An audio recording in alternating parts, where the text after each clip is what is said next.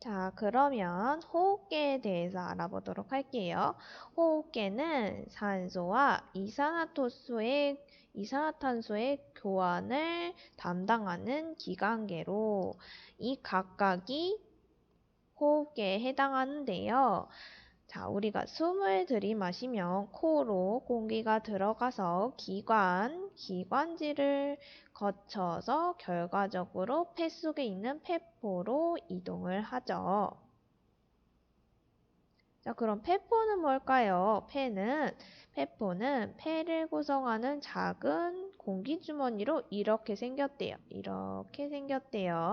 이 주머니로 표면이 뭐로 둘러싸여 있어서 모세혈관. 지금 보니까 여기 파란색, 여기 빨간색, 요게 바로 모세혈관인데요. 모세혈관으로 둘러싸여 있어서 폐포와 모세혈관 사이에서 산소와 이산화탄소가 교환이 됩니다. 그래서 모세혈관에서 이산화탄소가 폐포 쪽으로 이동을 하고요. 산소는 폐포에서 모세혈관 쪽으로 이동을 하면서 이런 식으로 기체 교환이 일어나고요.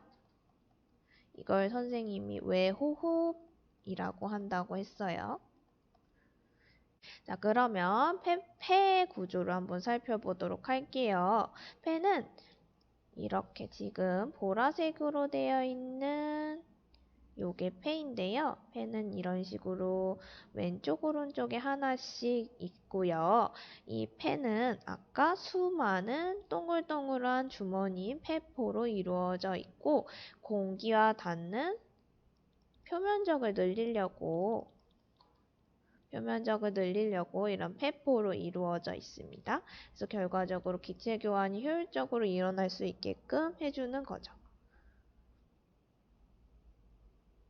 그리고 이 폐는 지금 보니까 갈비뼈와 가로막으로 둘러싸여 있고요. 가로막은 다른 말로 횡격막이라고도 합니다.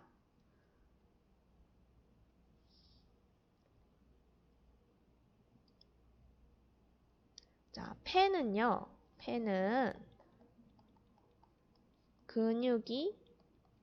근육질이 아니에요. 그래서 스스로 수축과 이완 운동을 할 수 없습니다. 그럼 폐가 부풀고 줄어들고 이런 식으로 기체가 들어갔다가 나오는 이런 운동은 어떻게 일어나는 걸까요? 이 호흡 운동의 원리를 한번 살펴보도록 합시다.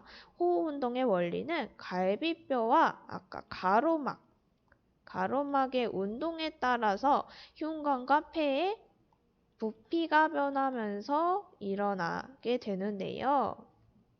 그러면 들숨과 날숨일 때 어떻게 흉관과 폐의 부피가 변하는지 한번 살펴보도록 할게요. 자, 우선은 여기 보면은 이거 A는 기관과 기관지까지 연결되어 있으니까 기관과 기관지라고 해볼게요. 이거 당연히 요거는 폐일 거고요. 이 폐를 둘러싼 빈 공간이 흉곽이에요. 흉곽. 그리고 여기 아래에 있는 이 부분이 아까 가로막, 흉부와 복부를 가로지르는 막인 가로막입니다. 자, 들숨일 때는 가로막이 어떻게 되냐면요. 밑으로 내려가고요. 갈비뼈는 올라갑니다. 여기 갈비뼈가 표현이 안 돼 있는데요. 이게 올라가요. 우리가 숨을 들이쉴 때 이 가슴을 만져보면 올라가는 걸 알 수 있어요. 올라가는 걸 느낄 수 있어요. 그게 갈비뼈가 올라가기 때문이에요. 자, 가로막이 내려가고요. 갈비뼈가 올라가 버리면 이 내부 공간은 부피가 커지겠죠. 부피가 커지다 보니까 흉관과 폐의 부피가 커지고요. 폐의 부피가 커지니까 우리 부피와 압력 간의 관계를 배웠었잖아요. 부피가 커지면 압력은 내려가죠. 그래서 폐의 내부 압력이 대기압보다 낮아지면 그러면 외부에서 내부로 공기가 들어옵니다. 그럼 날숨은 반대겠죠. 날숨일 때는 가로막이 오히려 올라가고 갈비뼈가 내려가서 내부의 부피가 작아지고 부피가 작아지면 압력은 커지겠죠. 압력이 대기압보다 높아지게 되면 공기가 이번에는 내부 압력이 크니까 내부 압력이 크니까 내부에서 외부로 빠져나가게 되고 이때 날숨 형태가 되는 겁니다. 그래서 이거 홈 운동 모형으로 우리 공부를 했었죠. 자, 그럼 이번에는 기체 교환을 한번 보도록 할게요. 아까도 말했듯이 폐포, 작은 주머니인 폐포를 모세혈관이 둘러싸고 있는데요. 이렇게 그물 모양으로 둘러싸여 있어요. 이렇게. 이게 모세혈관이에요. 모세혈관에는 적혈구가 있을 텐데요. 적혈구의 헤모글로빈 같은 경우는 산소가 많을 때는 산소와 결합력이 커진다고 했어요. 그쵸? 그래서 여기 폐포를 지나는 모세혈관에서는 이 폐포 쪽에 산소가 많으니까 모세혈관에 있는 적혈구의 헤모글로빈이 산소와 결합을 하게 되고요. 그래서 산소가 모세혈관 쪽으로 이동한다 이런 식으로 표현할 수 있겠죠? 네, 반대로 모세혈관에 있던 이산화탄소는 폐포 쪽으로 이동을 하게 됩니다. 그래서 폐포에서 모세혈관으로 이동하는 건 산소고요. 이산화탄소 같은 경우는 모세혈관에서 폐포로 이동하는 겁니다. 그러면 이게 외호흡이에요. 그리고 폐정맥에서 좌심방, 좌심실, 그리고 대동맥으로 혈액이 나오게 되면 온몸으로 순환하게 되는데요. 이때 온몸의 세포와 만나게 되겠죠. 이 세포는 또 마찬가지로 모세혈관으로 둘러싸여 있을 거예요. 자, 이번에는 폐를 지나온 모세혈관이기 때문에 이렇게 생겼다고 했을 때 폐를 지나온 모세혈관이기 때문에 모세혈관에 있는 혈액에 산소가 더 많아요. 그럼 이 산소는 세포 쪽으로 전달이 되겠죠. 반대로 이산화탄소, 세포 결과 만들어진 이산화탄소는 세포에서 모세혈관 쪽으로 이동을 할 겁니다. 그래서 산소는 모세혈관에서 온몸 세포로 전달이 되고요. 이산화탄소는 온몸 세포에서 모세혈관으로 전달이 될 겁니다. 이런 온몸 세포와 모세혈관 간의 기체 교환을 내호흡이라고 한다고 했어요. 이런 내호흡 결과적으로 혈액에 이산화탄소 또는 세포로부터 노폐물을 전달받게 되는데요. 이 노폐물을 그럼 어떻게 제거를 할 수 있을까? 바로 배설이라는 기능을 통해서 제거를 할 수 있습니다. 자, 배설이라는 걸 한번 살펴보면 콩팥에서 오줌을 만들어 요소와 같은 노폐물을 몸 밖으로 내보내는 과정이라고 할 수 있습니다. 노폐물을. 자, 세포에서 이 노폐물, 특히 세포에서 단백질, 이 단백질에는 아미노산이 포함되는 거겠죠? 이 아미노산이 분해될 때 암모니아가 만들어져요. 이 단백질 같은 경우는 탄소, 산소, 수소, 질소로 이루어져 있어가지고 이 질소로 인해서 암모니아 NH3가 만들어집니다. 추가적으로 설명을 하자면 탄수화물과 지방은 탄소, 수소, 산소로만 이루어져 있는데 단백질만 질소가 추가되어 있어가지고 암모니아가 만들어지는데요. 이 암모니아는 독성이 강해요. 독성이 강해서 간에서 독성이 약한 요소로 바뀌어줍니다. 요소로 바꿔줍니다. 그래서 여기 별표에는 암모니아가 독성이 강해, 독성이 약한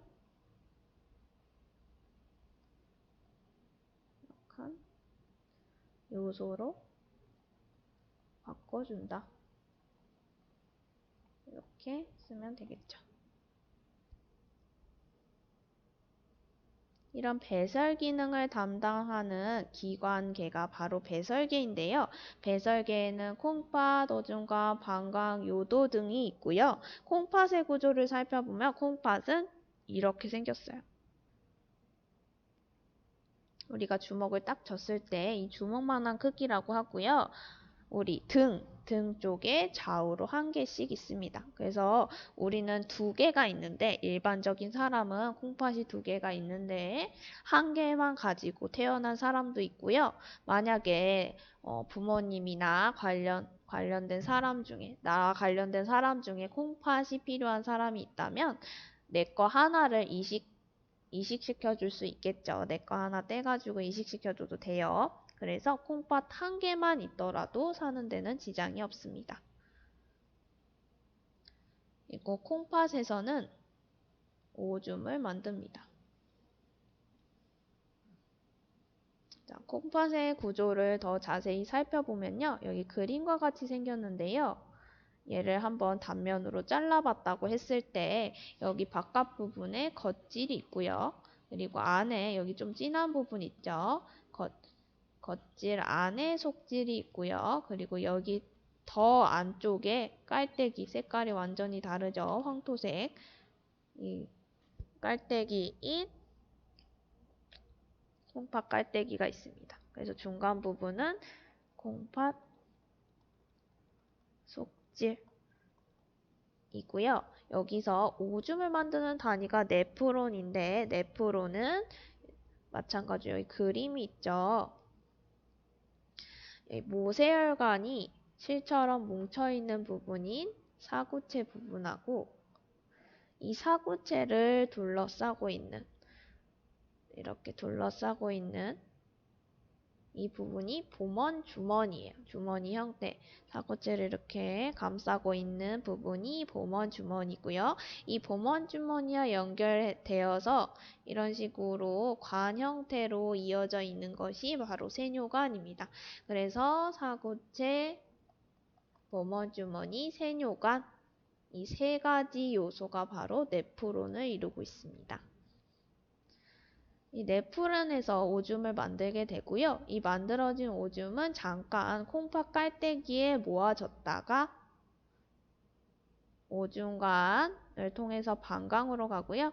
방광을 통해서 요도를 거쳐서 바깥으로 배설되게 됩니다. 자, 그러면 오줌이 만들어지는 과정을 한번 살펴볼 건데요. 우선은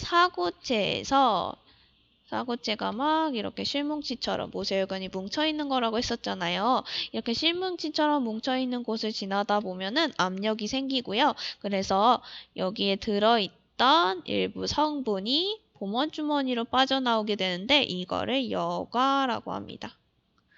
근데 이때에 이 모세혈관을 통과할 정도로 매우 작은 물질만 통과할 수 있는데요. 단백질이나 혈구는 통과를 하지 못합니다. 그래서 요소나 포도당이나 물이나 이렇게 작은 물질만 통과를 할 수 있고요. 근데 이거 중에서 아미노산, 물, 바이타민, 무기염료 이런 것들만 빠져나올 수 있고요. 여기서 우리가 포도당이나 아미노산 같은 경우는 우리가 힘들게 분해해서 음식물로부터 분해해서 힘들게 흡수를 했던 것들이죠. 에너지원으로 사용할 수 있는 것들이에요. 이런 것들은 내가 오줌으로 내보내버리면 너무 손해예요. 그래서 얘네들은 재흡수를 하게 되는데요. 다시 세뇨관을 둘러싸고 있는 모세혈관 쪽으로 흡수가 되게 됩니다. 그래서 이런 필요한 물질은 흡수가 되고요. 근데 뿐만 아니라 여기 요소도 있었죠. 요소는 버려야 돼요. 버려야 되는데 내가 더 버리고 싶어. 그래서 모세혈관에 남아있는 요소까지 완전히 버리고 싶어가지고 분비를 하는데요. 그래서 모세혈관에 있는 요소를 세뇨관 쪽으로 다시 내보내는 거, 그거를 분비라고 하면서 내보내 버립니다. 이렇게 해서 높은 농도의 요소가 오줌 형태로 버려지게 되는 거예요. 배설되게 되는 겁니다. 그 경로를 살펴보면요. 콩팥 동맥, 심장에서 빠져나온 혈액이 동맥을 따라 흘러서 네프론을 가고요. 네프론의 모세혈관의 일종이 사구체에서 빠져나와서 모먼주머니 그리고 세뇨관을 거쳐서 결과적으로 콩팥갈대기에 잠시 모여 있다가 오줌관을 통해서 방광으로 갈 거고요. 방광에서 요도를 통해서 몸 밖으로 배설이 될 겁니다. 자, 이거는 자세하게 하지 않겠습니다. 다만 사구체에서 보머주머니로 여과가 될 거고요. 세뇨관에서 모세혈관 쪽으로 재흡수가 되고 모세혈관, 세뇨관 쪽으로 분비가 된다. 근데 이때 여과되지 않는 거는 단백질, 혈구 이런 것들, 큰 것들은 여과가 되지 않고요.